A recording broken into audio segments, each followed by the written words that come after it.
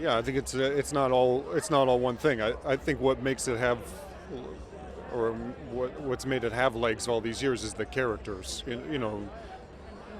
It's surrounded by this huge epic scale, and the design of it is very beautiful. But at the meat of the story, it's about a lot of very universal themes. It's Luke Skywalker, who feels he's in a small town and is destined to do something greater, and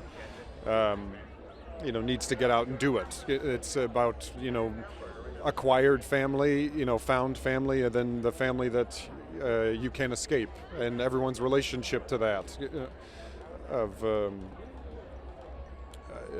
the destiny that you feel that you can't escape, and fate that you really want to change. These huge epic